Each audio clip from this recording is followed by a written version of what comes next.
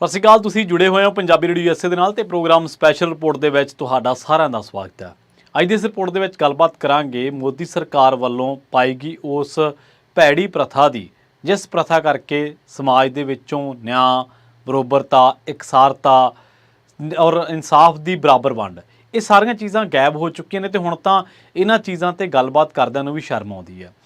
ਤੁਸੀਂ ਸੋਚੋ ਕਿ ਜੇਕਰ ਜਿਹੜੀ ਸਰਕਾਰ ਜੇਕਰ ਉਹਦੇ 241 ਸੀਟਾਂ ਤੇ ਰਹਿ ਕੇ ਵੀ ਉਹਦੀਆਂ ਪੁਰਾਣੀਆਂ ਕਾਰਕਰਦਗੀਆਂ, ਪੁਰਾਣਾ ਹੀ ਕੰਮ ਕਰਨ ਦਾ ਸਿਸਟਮੈਟਿਕ ਤਰੀਕਾ ਜਿਹੜਾ ਉਹ ਬਰਕਰਾਰ ਹੈ, ਤੇ ਜੇਕਰ ਉਹਦੀ 400 ਪਾਰ ਆ ਜਾਂਦੀ ਤਾਂ ਹੁੰਦਾ ਕੀ। ਮੱਧ ਪ੍ਰਦੇਸ਼ ਦੇ ਵਿੱਚ ਇੱਕ ਵਾਰ ਫਿਰ ਤੋਂ ਬਲਡੋਜ਼ਰ ਚੱਲਿਆ। ਭਾਰਤ ਦੇ ਵਿੱਚ ਬਲਡੋਜ਼ਰ ਚੱਲਣ ਦੇ ਬਾਬਤ ਕਿਹੜੀਆਂ-ਕਿਹੜੀਆਂ ਰਿਪੋਰਟਾਂ ਆਈਆਂ ਨੇ ਤੇ ਕਿੱਥੇ ਬਲਡੋਜ਼ਰ ਚੱਲਿਆ, ਇਸ ਸਾਰੇ ਮਾਮਲੇ ਨੂੰ ਲੈ ਕੇ ਆਪਾਂ ਗੱਲਬਾਤ ਕਰਾਂਗੇ।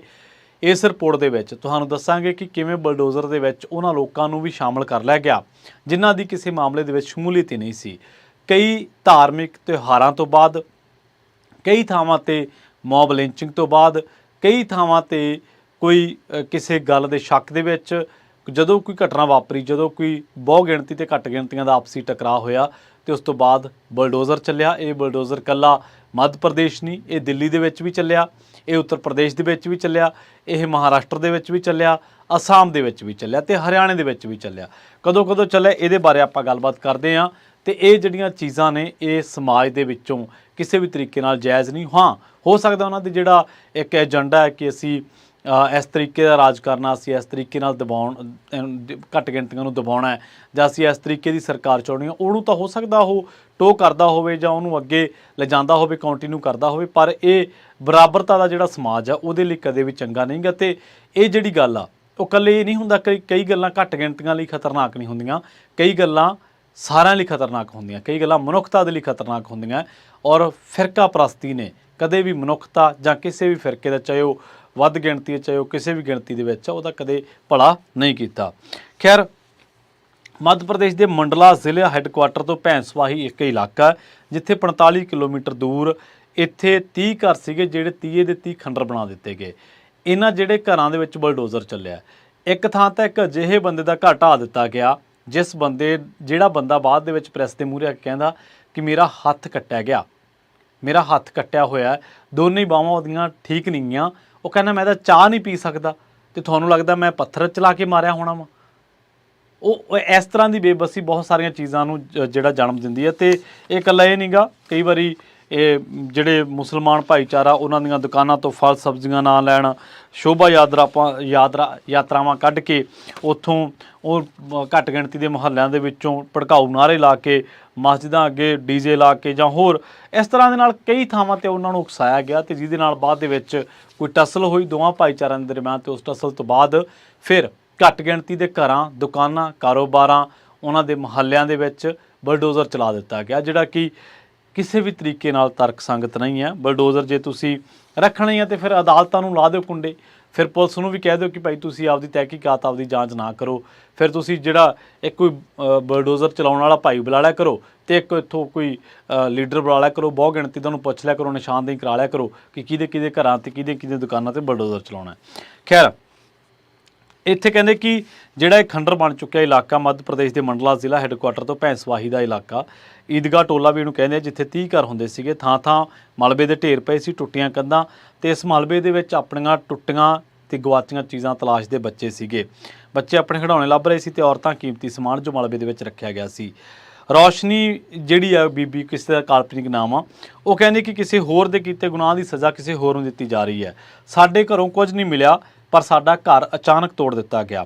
ਘੱਟੋ ਘੱਟ ਸਾਨੂੰ ਸਾਵਧਾਨ ਤਾਂ ਕਰ ਦਿੰਦੇ, ਸਾਨੂੰ ਦੱਸ ਤਾਂ ਦਿੰਦੇ ਕਿ ਅੱਜ ਹੱਥ ਨੇ ਤੁਹਾਡਾ ਘਰ ਨਹੀਂ ਬਚਣਾ, ਤੁਹਾਡੇ ਸਿਰ 'ਤੇ ਛੱਤ ਨਹੀਂ ਬਚਣੀ, ਤੁਹਾਡੇ ਬੱਚਿਆਂ ਲਈ ਖਾਣ ਲਈ ਕੁਝ ਛੱਡਣਾ ਨਹੀਂ ਗਾ। ਅਸੀਂ ਖਾਣ ਪੀਣ ਦਾ ਸਮਾਨ ਤਾਂ ਕੱਢ ਲੈਂਦੇ। 4 ਦਿਨ ਹੋ ਗਏ, ਕਹਿੰਦੇ ਇੱਕ ਦਾਣਾ ਨਹੀਂ ਖਾ ਕੇ ਦੇਖਿਆ, ਸਾਡੇ ਬੱਚੇ ਭੁੱਖੇ ਆ, ਸਾਡੇ ਬੰਦੇ ਕਿੱਥੇ ਚਲੇ ਗਏ, ਸਾਨੂੰ ਪਤਾ ਕੁਛ ਨਹੀਂ ਗਾ। ਹੁਣ ਅਸੀਂ ਕਿੱਥੇ ਜਾਈਏ, ਕਿਹਨੂੰ ਕਹੀਏ, ਕਿਹਦੇ ਕੋਲੇ ਜਾ ਕੇ ਵਿਥਿਆ ਰਹੀਏ। ਹੋਇਆ ਕੀ ਇਹਨਾਂ ਇਲਾਕਿਆਂ ਦੇ ਵਿੱਚ, ਬਲਡੋਜ਼ਰ ਚੱਲਿਆ ਕਿਉਂ? ਇੱਥੇ ਕਈ ਬੰਦਿਆਂ ਦੇ ਉੱਤੇ ਗਊ ਤਸਕਰੀ ਦਾ ਸ਼ੱਕ ਸੀਗਾ ਔਰ ਉਹਨਾਂ ਬੰਦਿਆਂ ਦੇ ਉੱਤੇ ਰੇਡਾਂ ਮਾਰੀਆਂ ਗਈਆਂ। ਉੱਥੋਂ ਕੁਛ ਇਸ ਤਰ੍ਹਾਂ ਦਾ ਵੀ ਮਿਲਿਆ ਜਿਹਦੇ ਬਾਰੇ ਕਿਹਾ ਜਾਂਦਾ ਕਿ ਇਸ ਤੋਂ ਧਾਰਮਿਕ ਭਾਵਨਾਵਾਂ ਵੀ ਭੜਕ ਸਕਦੀਆਂ। ਸੋ ਪੁਲਿਸ ਨੇ ਉਹ ਬੰਦੇ ਚੱਕ ਲਏ। ਬਾਅਦ ਦੇ ਵਿੱਚ ਉਹ ਜਿੱਥੇ ਰਹਿ ਰਹੇ ਸੀਗੇ ਉਸ ਸਾਰੇ ਇਲਾਕੇ ਨੂੰ ਢਾਹ ਦਿੱਤਾ ਗਿਆ। ਜਿਹੜੇ ਕਾਨੂੰਨ ਦੇ ਮਾਹਰ ਨੇ ਉਹ ਕਹਿੰਦੇ ਨੇ ਕਿ ਜਿਹੜਾ ਕੋਈ ਬੰਦਾ ਕ੍ਰਾਈਮ ਕਰਦਾ ਹੈ, ਚਾਹੇ ਉਹ ਕਿਸੇ ਵੀ ਕ੍ਰਾਈਮ ਦੇ ਵਿੱਚ ਹੈ, ਚਾਹੇ ਉਹ ਕਿਸੇ ਬੰਦੇ ਦੀ ਤਸਕਰੀ ਦੇ ਮਾਮਲੇ ਦੇ ਵਿੱਚ ਹੈ, ਚਾਹੇ ਉਹ ਨਸ਼ਾ ਤਸਕਰੀ ਦੇ ਮਾਮਲੇ ਦੇ ਵਿੱਚ ਹੈ, ਚਾਹੇ ਉਹ ਕਿਸੇ ਪਸ਼ੂ ਦੀ ਤਸਕਰੀ ਦੇ ਮਾਮਲੇ ਦੇ ਵਿੱਚ ਹੈ, ਉਹਨੂੰ ਗ੍ਰਿਫਤਾਰ ਕਰਕੇ ਉਹਨੂੰ ਸਜ਼ਾ ਮਿਲਣੀ ਚਾਹੀਦੀ ਹੈ। ਪਰ ਉਹਦੇ ਨਾਲ 50-60 ਜਣਿਆਂ ਨੇ ਹੋਰ ਕਿਹੜਾ ਗੁਨਾਹ ਕੀਤਾ। ਇੱਥੇ ਤੁਹਾਨੂੰ ਯਾਦ ਹੋਣਾ ਮੱਧ ਪ੍ਰਦੇਸ਼ ਦੇ ਵਿੱਚ ਇੱਕ ਆਦੀਵਾਸੀ ਜਿਹੜਾ ਇੱਕ ਨੌਜਵਾਨ ਆਉਂਦਾ ਸੀ, ਉਸ ਭਾਈਚਾਰੇ ਤੋਂ ਕਹਿ ਦਿੰਦੇ ਆਪਾਂ, ਉਹਦੇ ਸਿਰ ਦੇ ਉੱਤੇ ਪਿਸ਼ਾਬ ਕਰ ਦਿੱਤਾ ਗਿਆ ਕਿਸੇ ਬੀਜੇਪੀ ਲੀਡਰ ਵੱਲੋਂ। ਉਹ ਜਦੋਂ ਪਿਸ਼ਾਬ ਕਰ ਦਿੱਤਾ ਗਿਆ, ਚੋਣਾਂ ਤੋਂ ਪਹਿਲਾਂ ਦੀ ਗੱਲ ਹੈ, ਸਰਕਾਰ ਦੀ ਕਿਰਕਰੀ ਬਹੁਤ ਹੋਈ। ਜਦੋਂ ਕਿਰਕਰੀ ਹੋਈ, ਸਰਕਾਰ ਨੇ ਆਖਿਆ ਕਿ ਇਹਨੂੰ ਸਬਕ ਸਿਖਾਉਣਾ ਪਊਗਾ। ਸਰਕਾਰ ਨੇ ਉਸ ਬੰਦੇ ਦੇ ਘਰ 'ਤੇ ਬਲਡੋਜ਼ਰ ਚਲਾਤਾ। ਹੁਣ ਉਹ ਬੰਦੇ ਦੇ ਘਰ 'ਤੇ ਜਦੋਂ ਬਲਡੋਜ਼ਰ ਚੱਲਿਆ, ਬੀਜੇਪੀ ਲੀਡਰ ਦੇ ਘਰ 'ਤੇ, ਜਿਹੜਾ ਕਿ ਬੀਜੇਪੀ ਦੇ ਲੀਡਰਾਂ ਦੇ ਬੜਾ ਨਜ਼ਦੀਕੀ ਸੀ, ਉਹਦਾ ਬਾਪ ਰੋ ਰਿਹਾ ਸੀ ਬਾਹਰ ਬੈਠਾ। ਉਹਦਾ ਬਾਪ ਕਹਿ ਰਿਹਾ ਸੀਗਾ ਸਾਡਾ ਕਸੂਰ ਤਾਂ ਦੱਸੋ।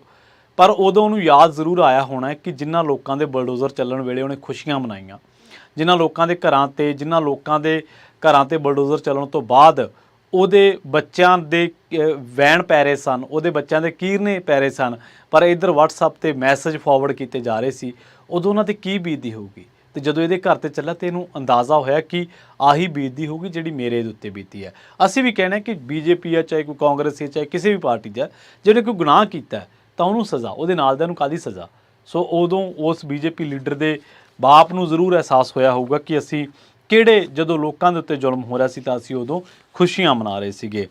ਸੋ ਦੱਸਦੇ ਕਿ 15 ਤੇ 16 ਜੂਨ ਦੀਆਂ ਸਭ ਗੱਲਾਂ ਨੇ, ਜਦੋਂ ਪੁਲਿਸ ਨੇ ਇਹਨਾਂ 'ਤੇ ਕਾਰਵਾਈਆਂ ਕੀਤੀਆਂ ਤੇ ਕੁਝ ਸ਼ੱਕੀ ਤੇ ਕੁਝ ਇਤਰਾਜ਼ਯੋਗ ਸਮੱਗਰੀ ਜਿਹੜੀ ਇਹਨਾਂ ਦੇ ਘਰਾਂ ਦੇ ਵਿੱਚੋਂ ਬਰਾਮਦ ਕੀਤੀ, ਪਰ 11 ਘਰਾਂ ਦੇ ਉੱਤੇ ਬਲਡੋਜ਼ਰ ਚਲਾ ਦਿੱਤਾ ਗਿਆ। ਮੰਡਾਲਾ ਪ੍ਰਸ਼ਾਸਨ ਦਾ ਕਹਿਣਾ ਹੈ ਕਿ ਇਹ ਜਿਹੜੇ ਮਕਾਨ ਤੋੜੇ ਗਏ ਆ ਉਹਨਾਂ 11 ਜਣਿਆਂ ਦੇ ਆ ਜਿਨ੍ਹਾਂ ਨੂੰ ਗਊ ਹੱਤਿਆ ਤੇ ਗਊ ਤਸਕਰੀ ਦੇ ਮਾਮਲੇ ਦੇ ਵਿੱਚ ਮੁਲਜ਼ਮ ਬਣਾਇਆ ਗਿਆ। ਹੁਣ ਜਿਹੜੇ ਕਾਨੂੰਨੀ ਮਾਹਰ ਨੇ ਉਹ ਕਹਿੰਦੇ ਕਿ ਜੇਕਰ ਬਲਡੋਜ਼ਰ ਤੁਸੀਂ ਰੱਖਣਾ ਹੀ ਆ ਤੇ ਫਿਰ ਅਦਾਲਤਾਂ ਦੇ ਵਿੱਚ ਮਾਮਲੇ ਜਾਣੇ ਨਹੀਂ ਚਾਹੀਦੇ। ਤੁਸੀਂ ਕਿਉਂ ਤਹਿਕੀਕਾਤ ਕਰਾਉਣਾ ਜੇਕਰ ਇੱਕ ਅਧਿਕਾਰੀ ਕੋਈ ਤੈਅ ਕਰ ਦੂਗਾ ਕਿ ਕਿਹਨੇ ਕੀ ਕਰਨਾ। ਔਰ ਇਹ ਕੋਈ ਪਹਿਲੀ ਗੱਲ ਨਹੀਂ ਹੈ। ਇਹ ਕਈ ਵਾਰੀ ਇਹ ਕਿਹਾ ਜਾਂਦਾ ਕਿ ਸਰਕਾਰੀ ਜ਼ਮੀਨ ਦੇ ਉੱਤੇ ਹੈ, ਪਰ ਜੇਕਰ ਸਰਕਾਰੀ ਜ਼ਮੀਨ 'ਤੇ ਕਿਸੇ ਦਾ ਘਰ ਬਣਿਆ ਹੋਇਆ ਤੇ ਉਹ ਮਤਲਬ ਕਿਸੇ ਮਾਮਲੇ ਦੇ ਵਿੱਚ ਲੋੜੀਂਦਾ ਤਾਂ ਫਿਰ ਤੁਸੀਂ ਅਦਾਲਤ ਤੋਂ ਇਨਸਾਫ ਦਿਵਾਓ ਨਾ। ਮੰਨ ਲਓ ਦੋਸ਼ੀ ਕਰਾਰ ਦਿੱਤਾ ਗਿਆ। ਇੱਥੇ ਮੈਂ ਪੰਜਾਬ ਦੇ ਕੁਝ ਮਾਮਲਿਆਂ ਦੀ ਤੁਹਾਨੂੰ ਉਦਾਹਰਨ ਦੇਣੀ ਚਾਹੂੰਗਾ। ਮੰਨ ਲਓ ਹੁਣ ਜਿਵੇਂ ਜਾਇਦਾਦਾਂ ਜ਼ਬਤ ਕੀਤੀਆਂ ਜਾ ਰਹੀਆਂ ਨਸ਼ਾ ਤਸਕਰਾਂ ਦੀਆਂ, ਕਾਨੂੰਨੀ ਮਾਹਰ ਕਹਿੰਦੇ ਵੀ ਜਿਹੜੀ ਜਾਇਦਾਦ ਕਿਸੇ ਬੰਦੇ ਦੀ ਜੱਦੀ ਹੈ, ਚਾਹੇ ਉਹ ਨਸ਼ਾ ਤਸਕਰਾ ਚਾਹੇ ਕੁਛ ਵੀ ਹੈ, ਉਹ ਨਿਲਾਮ ਨਹੀਂ ਕੀਤੀ ਜਾ ਸਕਦੀ। ਪਰ ਜਿਹੜੀ ਜਾਇਦਾਦ ਉਹਨੇ ਬਲੈਕ ਕਰਕੇ ਬਣਾਈ ਹੈ, ਨਸ਼ੇ ਦੀ ਤਸਕਰੀ ਕਰਕੇ ਬਣਾਈ ਹੈ, ਚਿੱਟਾ ਵੇਚ ਕੇ ਬਣਾਈ ਹੈ, ਉਹ ਜ਼ਰੂਰ ਨਿਲਾਮ ਹੋਣੀ ਚਾਹੀਦੀ ਹੈ। ਉਹ ਹੁੰਦੀ ਹੈ ਔਰ ਉਹ ਹੋ ਰਹੀਆਂ ਨੇ, ਉਹੀ ਪ੍ਰਾਪਰਟੀਆਂ ਅਟੈਚ ਹੋ ਰਹੀਆਂ ਨੇ। ਪਰ ਇੱਥੇ ਕਿਸੇ ਦਾ ਘਰ ਤਾਂ ਨਹੀਂ ਨਾ ਢਾਇਆ ਗਿਆ। ਇੱਥੇ ਕਿਸੇ ਨੂੰ ਇਹ ਤਾਂ ਨਹੀਂ ਕਿਹਾ ਗਿਆ ਕਿ ਤੇਰੀ ਪ੍ਰਾਪਰਟੀ ਅਟੈਚ ਹੋ ਗਈ, ਤੂੰ ਤਸਕਰਾਂ, ਤੂੰ ਚੱਲ ਜੇਲ੍ਹ ਤੇ ਅਸੀਂ ਮਗਰੋਂ ਆਉਣਾ ਤੇਰੇ ਘਰੇ JCB ਲੈ ਕੇ। ਇੱਦਾਂ ਤਾਂ ਨਹੀਂ ਨਾ ਹੋਇਆ। ਇਹੀ ਪ੍ਰਕਰਨ ਇੱਥੇ ਹੈ ਕਿ ਔਰ ਇੱਥੇ ਇੱਕ ਮੱਦ ਹੋਰ ਵੀ ਹੈ ਕਿ ਜੇਕਰ ਉਹ ਬੰਦਾ ਦੋਸ਼ੀ ਪਾਇਆ ਗਿਆ, ਜੇਕਰ ਨਾ ਪਾਇਆ ਗਿਆ ਤਾਂ ਉਹ ਅਟੈਚਮੈਂਟ, ਉਹਦਾ ਕੇਸ ਸਾਰਾ ਆਪੇ ਰੱਦ ਹੋ ਜਾਊਗਾ, ਉਹਦੀ ਜਾਇਦਾਦ ਕੁਰਕ ਨਹੀਂ ਹੋਣੀਗੀ। ਪਰ ਇੱਥੇ ਉਲਟਾ, ਇੱਥੇ ਕਹਿ ਰਿਹਾ ਕਿ ਕੋਈ ਬੰਦਾ ਉਂਗਲ ਚੱਕੇ ਸਹੀ ਕਿ ਫਲਾਂ ਬੰਦੇ ਨੇ ਮਾੜਾ ਜਿਹਾ ਜਾਂ ਕਿਸੇ ਦਾ ਨਾਮ ਆਵੇ ਸਹੀ ਕਿਸੇ ਮਾਮਲੇ ਦੇ ਵਿੱਚ ਘੱਟ ਗਿਣਤੀ ਭਾਈਚਾਰੇ ਦਾ, ਤਾਂ ਉਹ ਕਹਿੰਦੇ ਕਿ ਅਸੀਂ ਤੁਹਾਨੂੰ ਚੱਕ ਕੇ ਲੈ ਜਾਵਾਂਗੇ ਪੁਲਿਸ ਜਿਹੜੀ ਹੈ। ਅਤੇ ਉਸ ਤੋਂ ਬਾਅਦ ਉਹਨਾਂ ਦੇ ਘਰਾਂ ਦੇ ਉੱਤੇ ਬਲਡੋਜ਼ਰ ਚਲਾ ਦਿੱਤਾ ਜਾਂਦਾ। ਫਰਵਰੀ 2024 ਦੀ ਗੱਲ ਹੈ, ਐਮਨੈਸਟੀ ਇੰਟਰਨੈਸ਼ਨਲ ਦੀ ਇੱਕ ਰਿਪੋਰਟ ਛਪੀ ਹੈ। ਉਸ ਰਿਪੋਰਟ ਨੇ ਇਹ ਗੱਲ ਦੱਸੀ ਹੈ ਕਿ ਜਿਹੜਾ JCB ਹੈ ਉਹ ਥਰਡ ਪਾਰਟੀ ਬਾਇਰ ਜਿਹੜੇ ਨੇ, ਜਿੰਨੇ ਵੀ ਇਹਨਾਂ ਘਰਾਂ ਦੇ ਵਿੱਚ ਨੇ, ਅਤੇ ਉਹਨੇ ਬੜੀ ਡਿਟੇਲ ਦੇ ਨਾਲ ਅਸਾਮ, ਦਿੱਲੀ, ਗੁਜਰਾਤ, ਉੱਤਰ ਪ੍ਰਦੇਸ਼ ਅਤੇ ਮੱਧ ਪ੍ਰਦੇਸ਼ ਦੇ ਵਿੱਚ ਐਮਨੈਸਟੀ ਇੰਟਰਨੈਸ਼ਨਲ ਨੇ ਜਿਹੜੀਆਂ ਰਿਪੋਰਟਾਂ ਛਪੀਆਂ ਨੇ ਉਹਨਾਂ ਦੇ ਵਿੱਚ ਕਿਹਾ ਕਿ ਇਹ ਜਿਹੜਾ ਬਲਡੋਜ਼ਰ ਚਲਾਇਆ ਜਾ ਰਿਹਾ ਇਹ ਕਿਸੇ ਵੀ ਤਰੀਕੇ ਨਾਲ ਜਾਇਜ਼ ਨਹੀਂ ਹੈ ਅਤੇ ਇਹ ਮੁਸਲਿਮ, ਐਂਟੀ ਮੁਸਲਿਮ ਸਲੋਗਨਸ ਦੇ ਨਾਲ ਜਾਂ ਹੋਰ ਲੋਕਾਂ ਦੇ ਨਾਲ ਜਿਹੜਾ ਉਹ ਚਲਾਇਆ ਜਾ ਰਿਹਾ। ਅਤੇ ਸੋ ਉਹ ਕਹਿੰਦੇ ਕਿ ਇਹ ਜਿਹੜਾ ਹਿਊਮਨ ਰਾਈਟ ਅਬਿਊਜ਼ ਹੈ ਇੱਕ ਬਹੁਤ ਵੱਡਾ। ਇਸੇ ਤਰ੍ਹਾਂ 30 ਮਈ 2024 ਨੂੰ ਦੀ ਵਾਇਰ ਦੇ ਵਿੱਚ ਇੱਕ ਰਿਪੋਰਟ ਛਪੀ ਹੈ। ਸਰਸਵਤੀ ਦਾਸ ਗੁਪਤਾ ਇੱਕ ਬੀਬੀ ਹੈ, ਜਰਨਲਿਸਟ ਹੈ, ਇਹਦੀ ਰਿਪੋਰਟ ਪੜ੍ਹਨ ਵਾਲੀ ਹੈ ਅਤੇ ਇਹਨੇ ਇਸ ਰਿਪੋਰਟ ਦੇ ਲਈ UP, MP, ਦਿੱਲੀ, ਹਰਿਆਣਾ, ਅਸਾਮ, ਉੱਤਰਾਖੰਡ ਅਤੇ ਮੁੰਬਈ ਦੇ ਪੂਰੇ ਡਾਟੇ ਨੂੰ ਖੰਗਾਲਿਆ ਅਤੇ ਇੱਕ ਬੜੀ ਡਿਟੇਲਡ ਰਿਪੋਰਟ ਕੱਢ ਕੇ ਲਿਆਂਦੀ ਇਹਨੇ। ਇਹ ਕਹਿੰਦੀ ਕਿ ਉੱਤਰ ਪ੍ਰਦੇਸ਼ ਦੇ ਵਿੱਚ ਜੋਗੀ ਆਦਿੱਤਿਆਨਾਥ, ਜਿਹਨੂੰ ਬਲਡੋਜ਼ਰ ਬਾਬਾ ਕਿਹਾ ਜਾਂਦਾ, ਉਸ ਤੋਂ ਬਾਅਦ ਮੱਧ ਪ੍ਰਦੇਸ਼ ਸ਼ਿਵਰਾਜ ਚੌਹਾਨ, ਜਿਹਨੂੰ ਮਾਮਾ ਕਿਹਾ ਜਾਂਦਾ, ਉਹ ਬਲਡੋਜ਼ਰ ਮਾਮਾ, ਇੱਕ ਬਲਡੋਜ਼ਰ ਬਾਬਾ ਅਤੇ ਇੱਕ ਬਲਡੋਜ਼ਰ ਮਾਮਾ। ਇਹ ਕਹਿੰਦੇ ਕਿ ਇਹਨਾਂ ਨਾਵਾਂ ਨਾਲ ਮਸ਼ਹੂਰ ਹੋ ਗਏ। ਉਹ ਕਹਿੰਦੇ ਕਿ ਬਲਡੋਜ਼ਰ ਹੁਣ ਘੱਟ ਲੱਗਦਾ, ਇਹ ਲੱਗਦਾ ਕਿ ਇਹ ਇੱਕ ਕ੍ਰੋਨੋਲੋਜੀ ਹੈ, ਇੱਕ ਮਾਡਲ ਹੈ ਜਿਹੜਾ ਕਿ ਕਿਸੇ ਖਾਸ ਫਿਰਕੇ ਨੂੰ ਨਿਸ਼ਾਨਾ ਬਣਾਉਂਦਾ ਹੈ। ਐਮਨੈਸਟੀ ਇੰਟਰਨੈਸ਼ਨਲ ਦੀ ਰਿਪੋਰਟ ਇਹ ਗੱਲ ਕਹਿੰਦੀ ਹੈ ਕਿ ਫਰਵਰੀ ਦੇ ਵਿੱਚ ਜਿਹੜਾ ਯੂਪੀ ਦਾ ਕੁਛ ਇਲਾਕਾ ਹੈ ਜਾਂ ਐਮਪੀ ਦਾ ਕੁਛ ਇਲਾਕਾ ਹੈ, 28 ਘਰਾਂ ਦੇ ਉੱਤੇ 128 ਵਾਰ ਬਲਡੋਜ਼ਰ ਚੱਲਿਆ, 617 ਲੋਕਾਂ ਨੂੰ ਬੇਘਰ ਕਰ ਦਿੱਤਾ ਗਿਆ। ਇਸੇ ਤਰ੍ਹਾਂ ਲਖਨਊ ਦੇ ਵਿੱਚ 15,000 ਰੈਜ਼ੀਡੈਂਟਸ ਨੇ ਜਿਹੜੇ ਉਹਨਾਂ ਨੂੰ ਘਰੋਂ ਬੇਘਰ ਕਰ ਦਿੱਤਾ ਗਿਆ, ਉਹਨਾਂ ਦੇ ਘਰ ਢਾਹ ਦਿੱਤੇ ਗਏ। ਇੱਥੇ ਤਾਂ ਹਰਿਆਣੇ ਦੇ ਵਿੱਚ ਤਾਂ ਇੱਕ ਬਲਡੋਜ਼ਰ ਉਦੋਂ ਵੀ ਚੱਲਿਆ ਜਦੋਂ ਕਿਸੇ ਗੈਂਗਸਟਰ ਦਾ ਨਾਮ ਆ ਗਿਆ ਸੀ ਕਿਸੇ ਮਾਮਲੇ ਦੇ ਵਿੱਚ। ਯੂਪੀ ਦੇ ਵਿੱਚ ਬਥੇਰੀਆਂ ਉਹਨਾਂ ਲੋਕਾਂ ਦੇ ਉੱਤੇ ਬਲਡੋਜ਼ਰ ਚੱਲਿਆ। ਆਊਟਲੁੱਕ ਦੀ ਇੱਕ ਰਿਪੋਰਟ ਹੈ ਜਿਹੜੀ 5 ਮਾਰਚ 2024 ਨੂੰ ਛਪੀ ਹੈ ਅਤੇ ਇਹਨੇ ਤਾਂ ਇੱਕ ਹੋਰ ਤਰਾਸਦੀ ਨੂੰ ਪੇਸ਼ ਕੀਤਾ। ਇਹਨੇ ਦੱਸਿਆ ਅਹਿਮਦ ਹੈ ਇੱਕ, ਉਹਦੇ ਉੱਤੇ ਦੋਸ਼ ਕੀ ਲੱਗਿਆ, ਸਟੋਨ ਪੈਲਟਿੰਗ ਦਾ, ਪੱਥਰਬਾਜ਼ੀ ਕਰਨ ਦਾ। ਉਹ ਕਹਿੰਦਾ ਕਿ ਮੈਂ ਇੱਕ ਐਕਸੀਡੈਂਟ ਦੇ ਵਿੱਚ ਆਪਣੀਆਂ ਦੋਵੇਂ ਬਾਹਾਂ ਦੋਵੇਂ ਹੱਥ ਗਵਾ ਬੈਠਾ ਵਾਂ, ਪਰ ਮੇਰੇ ਕਹਿੰਦਾ ਉਦੋਂ ਤੋਂ ਲੈ ਕੇ ਹੁਣ ਤੱਕ 2005 ਦੀ ਗੱਲ ਹੈ, ਮੈਂ ਚਾਹ ਵੀ ਨਹੀਂ ਆਪੇ ਪੀ ਸਕਦਾ, ਪਰ ਕਹਿੰਦਾ ਕਿ ਮੇਰੇ ਤੇ ਦੋਸ਼ ਲੱਗਿਆ ਪੱਥਰਬਾਜ਼ੀ ਦਾ ਅਤੇ ਮੇਰਾ ਘਰ ਵੀ ਢਾਹ ਦਿੱਤਾ ਗਿਆ।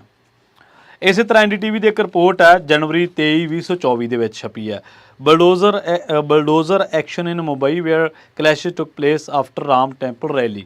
ਰਾਮ ਟੈਂਪਲ ਰੈਲੀ ਕੋਈ ਕੱਢੀ ਗਈ ਸੀ ਯਾਤਰਾ, ਅਤੇ ਉਸ ਤੋਂ ਬਾਅਦ ਕਲੈਸ਼ਿਸ ਹੋਏ ਸਨ ਅਤੇ ਉਸ ਤੋਂ ਬਾਅਦ 15 ਦੁਕਾਨਾਂ ਨੂੰ ਢਾਹ ਦਿੱਤਾ ਗਿਆ।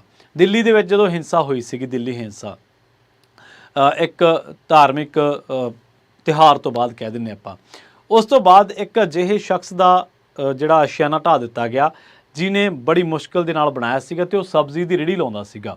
ਜਦੋਂ ਉਹ ਘਰੇ ਗਿਆ ਸ਼ਾਮ ਨੂੰ ਤਾਂ ਉਹ ਜਿਹੜਾ ਘਰ-ਬਾਰ ਸੀ, ਮਾੜਾ ਮੋਟਾ ਇੱਕ ਕਮਰਾ ਸੀ, ਦੂਜਾ ਝੁੱਗੀ ਝੌਂਪੜੀ ਸੀ, ਉਹ ਸਾਰਾ ਢਾਹ ਦਿੱਤਾ ਗਿਆ।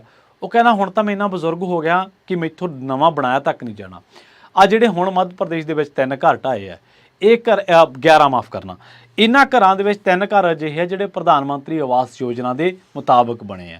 ਸੋ ਮਤਲਬ ਕਿ ਜ਼ਿਆਦਾ ਬਣਾਉਣ ਵੇਲੇ ਕਹਿ ਦਿੰਦੇ, ਹੁਣ ਜਿਵੇਂ ਅਧਿਕਾਰੀ ਕਹਿੰਦੇ ਕਿ ਜੀ ਇਲੀਗਲ ਨੇ, ਨਜਾਇਜ਼ ਨੇ, ਅਤੇ ਹੁਣ ਜਿਹੜੀ ਕਾਰਵਾਈ ਹੋ ਰਹੀ ਹੈ ਇਲੀਗਲ ਕਹਿ ਕੇ, ਅਤੇ ਫਿਰ ਇਹਦਾ ਮਤਲਬ ਪ੍ਰਧਾਨ ਮੰਤਰੀ ਸਕੀਮਾਂ ਦੇ ਤਹਿਤ ਵੀ ਤੁਸੀਂ ਇਲੀਗਲ ਮਕਾਨ ਬਣਾਈ ਜਾਂਦੇ ਆ, ਤਾਂ ਤੁਸੀਂ ਛੱਡਿਆ ਕਿਹੜਾ। ਸੋ ਜਿਵੇਂ ਆਪਾਂ ਸ਼ੁਰੂ ਦੇ ਵਿੱਚ ਹੀ ਕਿਹਾ ਸੀਗਾ ਕਿ ਲਗਾਤਾਰ ਇੱਕ ਪਿਛਲੇ ਕੁਝ ਅਰਸੇ ਤੋਂ ਭਾਰਤ ਦੇ ਵਿੱਚ ਰਾਜਨੀਤੀ ਕਰਨ ਵਾਲੇ ਜਿਹੜੇ ਖਾਸ ਕਰਕੇ ਧਰਮ ਦੇ ਨਾਮ 'ਤੇ, ਉਹਨਾਂ ਦੇ ਵਿੱਚ ਦੇਸ਼ ਦੇ ਅਮਨ ਨੂੰ, ਚੈਨ ਨੂੰ, ਆਪਸੀ ਭਾਈਚਾਰੇ ਨੂੰ ਛਿੱਕੇ ਟਾਂਕੇ ਨਫ਼ਰਤ ਦਾ ਇੱਕ ਬੀਜ ਬੀਜਿਆ ਹੋਇਆ ਅਤੇ ਜਗ੍ਹਾ ਜਗ੍ਹਾ 'ਤੇ ਸ਼ਾਂਤੀ ਫੈਲਾਉਣ ਦੇ ਮਕਸਦ ਦੇ ਨਾਲ ਮੁਸਲਮਾਨਾਂ ਦੇ ਖਿਲਾਫ ਧਾਰਮਿਕ ਹਿੰਸਾ ਜਿਹੜੀ ਹੈ ਉਹ ਕਰਨੀ ਸ਼ੁਰੂ ਕਰ ਦਿੱਤੀ ਗਈ ਸੀ। ਕਦੇ ਲਵ ਜਿਹਾਦ ਦੇ ਨਾਮ 'ਤੇ, ਕਦੇ ਹਿਜਾਬ ਨੂੰ ਲੈ ਕੇ, ਕਦੇ ਅਜ਼ਾਨ ਨੂੰ ਲੈ ਕੇ, ਕਦੇ ਮੁਸਲਮਾਨਾਂ ਉੱਤੇ ਕੀਤੇ ਗਏ ਹਮਲੇ, ਮੱਧ ਪ੍ਰਦੇਸ਼ ਦੇ ਵਿੱਚ ਕਿਸੇ ਤਰੀਕੇ ਦੇ ਨਾਲ ਹਮਲੇ ਕੀਤੇ ਗਏ, ਰਾਜਸਥਾਨ ਦੇ ਵਿੱਚ, ਦਿੱਲੀ ਦੇ ਵਿੱਚ ਟਾਰਗੇਟ ਕਰਕੇ। ਸੋ ਜਿੱਥੇ ਕਿਤੇ ਵੀ ਦਾ ਚੱਲਿਆ, ਪੰਜਾਬ ਭਾਰਤ ਦੇ ਤਕਰੀਬਨ ਨਾਰਥ ਤੋਂ ਲੈ ਕੇ ਪੂਰੇ ਮੱਧ ਭਾਰਤ ਤੱਕ ਤਕਰੀਬਨ 10 ਸੂਬੇ ਅਜਿਹੇ ਨੇ ਜਿੱਥੇ ਘੱਟ ਗਿਣਤੀਆਂ ਦੇ ਘਰਾਂ ਨੂੰ ਵਾਰ-ਵਾਰ ਬਲਡੋਜ਼ਰ ਦੇ ਨਾਲ ਨਿਸ਼ਾਨਾ ਬਣਾਇਆ ਗਿਆ। ਬਹੁਤ ਲੋਕ ਬਲਡੋਜ਼ਰ ਨੂੰ ਜਸਟੀਫਾਈ ਕਰਦੇ ਆ, ਬਲਡੋਜ਼ਰ ਨੂੰ ਇਹ ਕਹਿੰਦੇ ਕਿ ਬਲਡੋਜ਼ਰ ਦਾ ਨਾਂ ਜਾਇਜ਼ ਹੈ, ਪਰ ਬਲਡੋਜ਼ਰ ਦਾ ਨਾਂ ਕਿਸੇ ਵੀ ਤਰੀਕੇ ਨਾਲ ਜਾਇਜ਼ ਨਹੀਂ ਕਿਹਾ ਜਾ ਸਕਦਾ, ਕਿਉਂਕਿ ਇਹ ਇੱਕ ਵਧੀਕੀ ਹੈ ਘੱਟ ਗਿਣਤੀ ਭਾਈਚਾਰੇ ਦੇ ਖਿਲਾਫ। ਹਾਂ, ਕੋਈ ਬੰਦਾ ਕਿਸੇ ਇਲੀਗਲ ਕੰਮ ਦੇ ਵਿੱਚ ਹੈ, ਕੋਈ ਗੈਰ ਸਮਾਜੀ ਕੰਮ ਕਰਦਾ, ਕੋਈ ਗੈਰ ਕਾਨੂੰਨੀ ਕੰਮ ਕਰਦਾ, ਇਹਦੇ ਵਾਸਤੇ ਅਦਾਲਤਾਂ ਨੇ। ਅਦਾਲਤਾਂ ਤੈਅ ਕਰਨ ਤੋਂ ਬਾਅਦ ਇਹ ਪਤਾ ਲੱਗੇ ਕਿ ਵਾਕਈ ਉਹਦੀ ਜਿਹੜੀ ਉਸ ਬੰਦੇ ਦੀ ਜਿਹੜੀ ਉਸਾਰੀ ਕੀਤੀ ਵੀ, ਉਹਦਾ ਜਿਹੜਾ ਘਰ ਬਣਾਇਆ ਹੋਇਆ ਉਹ ਇਲੀਗਲ ਤਰੀਕੇ ਦਾ ਬਣਾਇਆ ਹੋਇਆ, ਫਿਰ ਕਿਤੇ ਜਾ ਕੇ ਉਹਦਾ ਘਰ ਢਾਇਆ ਜਾਵੇ ਔਰ ਉਹ ਵੀ ਉਹਨੂੰ ਕੋਈ ਅਲਟਰਨੇਟ ਦੇ ਕੇ ਜਾਂ ਉਹਨੂੰ ਨੋਟਿਸ ਦੇ ਕੇ। ਪਰ ਇੱਥੇ ਕੀ ਹੁੰਦਾ, ਤੜਕੇ ਫਸਾਦ ਹੋਇਆ, ਦੁਪਹਿਰ ਨੂੰ ਬਲਡੋਜ਼ਰ ਚੱਲ ਪੈਂਦਾ, ਸ਼ਾਮ ਤੱਕ ਜਿਹੜੇ ਗਰੀਬਾਂ ਨੇ ਝੁੱਗੀਆਂ ਝੌਂਪੜੀਆਂ ਦੇ ਵਿੱਚ ਵੜਨਾ ਹੁੰਦਾ, ਜਿਨ੍ਹਾਂ ਨੂੰ ਪਤਾ ਤੱਕ ਨਹੀਂ ਹੁੰਦਾ ਕਿ ਮੈਂ ਕਿਸੇ ਮਾਮਲੇ ਦੇ ਵਿੱਚ ਮੇਰਾ ਦੋਸ਼ ਵੀ ਹੈ ਕਿ ਨਹੀਂ, ਉਸ ਬੰਦੇ ਦਾ ਘਰ ਹੀ ਢਾਹ ਦਿੱਤਾ ਜਾਂਦਾ। ਸੋ ਉਹਦਾ ਦੋਸ਼ ਕੀ, ਉਹਦੇ ਜਵਾਕਾਂ ਦਾ ਇੱਕ ਦੋਸ਼ ਹੋ ਸਕਦਾ, ਉਹਨੇ ਪੱਥਰਬਾਜ਼ੀ ਕੀਤੀ ਹੋਵੇ, ਉਹਨੂੰ ਕੁਛ ਕੀਤਾ ਹੋਵੇ, ਉਹਨੂੰ ਫੜ ਕੇ ਕਾਨੂੰਨ ਦੇ ਹਵਾਲੇ ਕਰੋ। ਅਤੇ ਜੇਕਰ ਨਹੀਂ ਇਹ ਕੰਮ ਕਰ ਸਕਦੇ ਤਾਂ ਫਿਰ ਜਿੱਥੇ ਤੁਸੀਂ ਬਲਡੋਜ਼ਰ ਚਲਾਉਣਾ ਉੱਥੇ ਨਿਸ਼ਾਨਦੇਹੀ ਕਰਾ ਲਿਆ ਕਰੋ ਕਿਸੇ ਬਹੁ ਗਿਣਤੀ ਵਾਲੇ ਭਾਈ ਤੋਂ ਜਾਂ ਕਿਸੇ ਆਪਦੇ ਨੇਤਾ ਤੋਂ ਜਿਹਨੂੰ ਵੋਟਾਂ ਪਤਾ ਹੋਵੇ ਕਿ ਇੱਥੋਂ ਵੱਧ ਪੈਂਦੀਆਂ ਇੱਥੋਂ ਘੱਟ ਪੈਂਦੀਆਂ, ਅਤੇ ਚਲਾ ਦਿਆ ਕਰੋ ਲੋਕਾਂ 'ਤੇ ਬਲਡੋਜ਼ਰ। ਫਿਰ ਕਿਉਂ ਆਪਣੇ ਆਪ ਨੂੰ ਡੈਮੋਕ੍ਰੇਟਿਕ ਮੁਲਕ, ਆਪਣੇ ਆਪ ਨੂੰ ਜਸਟਿਸ ਦਾ ਮੁਲਕ, ਆਪਣੇ ਆਪ ਨੂੰ ਇਕੁਐਲਿਟੀ ਦਾ ਮੁਲਕ, ਆਪਣੇ ਆਪ ਨੂੰ ਬਰਾਬਰਤਾ ਵਾਲਾ ਮੁਲਕ ਕਿਉਂ ਕਹਿਣ ਦਾ ਅਸੀਂ ਢੋਂਗ ਜਿਹੜਾ ਉਹ ਪਾਲ ਰੱਖਿਆ।